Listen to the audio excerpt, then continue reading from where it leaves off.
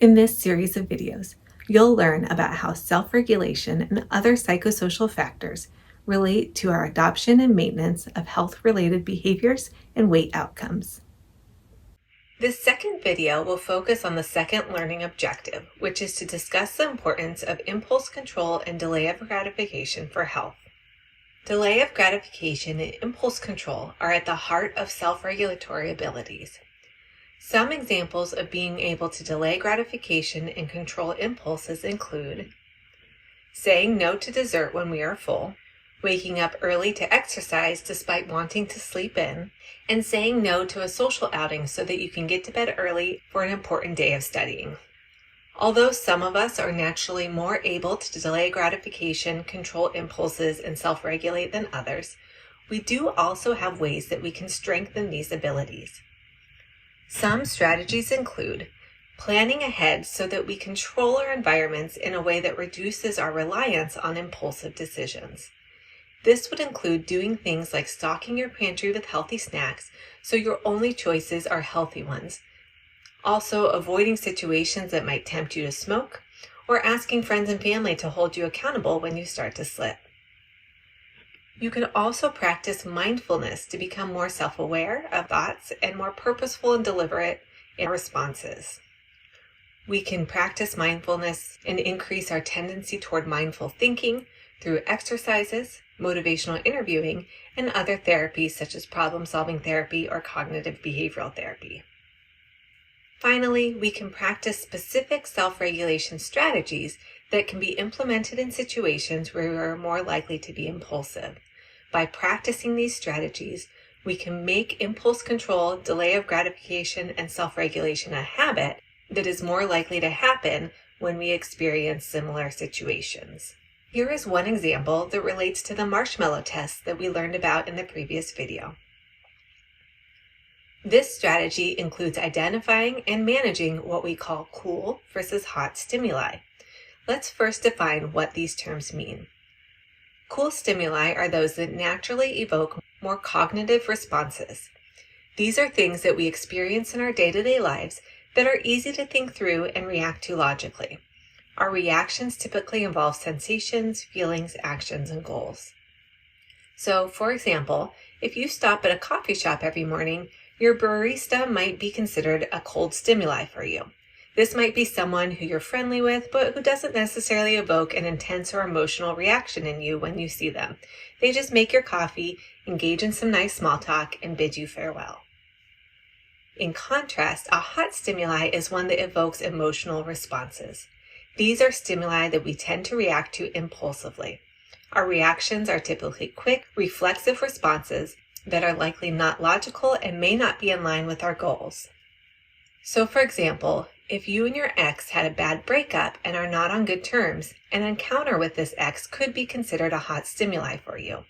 You may respond to your ex with anger or sadness and may have a hard time staying calm and logical in their presence. Now that we have a better understanding of cool versus hot stimuli, let's look at a follow-up study that Walter Mischel and his colleagues did to examine whether they could prepare kids for the Marshmallow Test in a way that helped them improve their abilities to delay gratification and control impulses. In this study, Mischel and his team had kids undergo the Marshmallow Test again, but he grouped kids into 3 different groups. The control group was prompted to think about the marshmallow.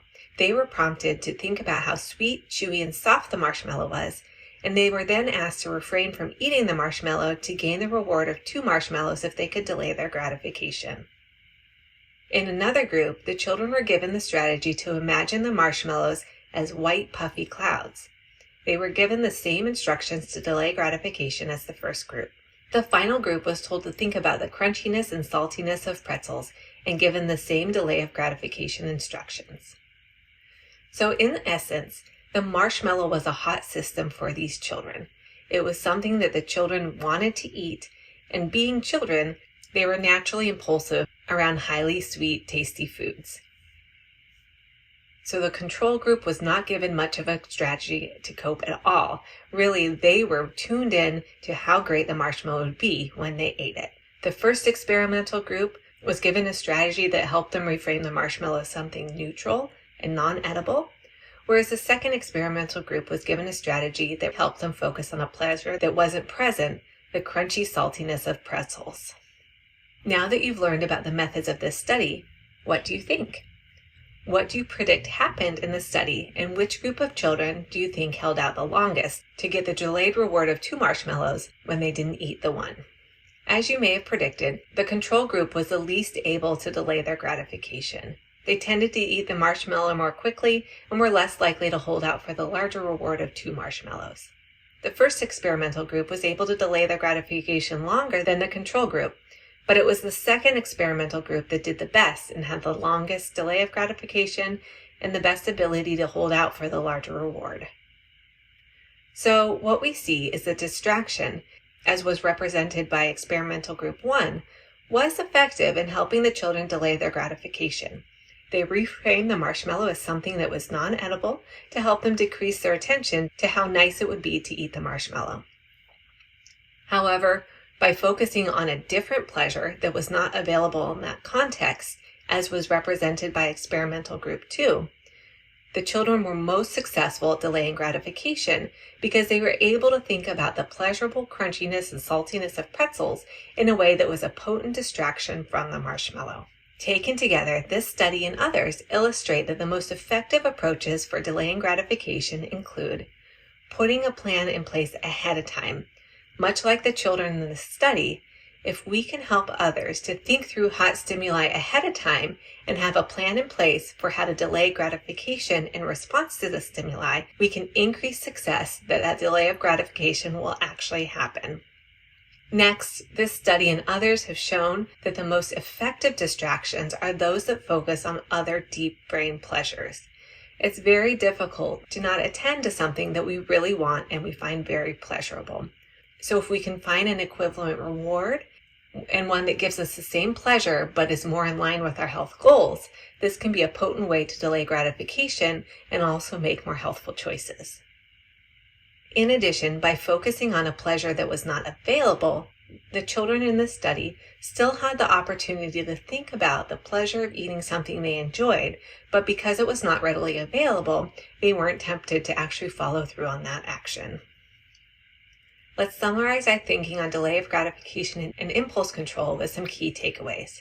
This video and the first video you watched emphasize that self-regulation has benefits in that it helps us delay gratification and control impulses. Abilities to delay gratification and control impulses help us to make healthier choices. Some of us are naturally more inclined to be able to delay gratification and control impulses, and others may need more support. We can bolster abilities to delay gratification and control impulses using many different strategies. In general, these strategies do one of 2 things. They either help us change our environments to make the healthy choice the easy choice, or they support our abilities to self-regulate within any environment that we encounter, which helps individuals make healthy choices in a wide array of contexts. Both of these strategies are necessary components of obesity prevention and intervention efforts.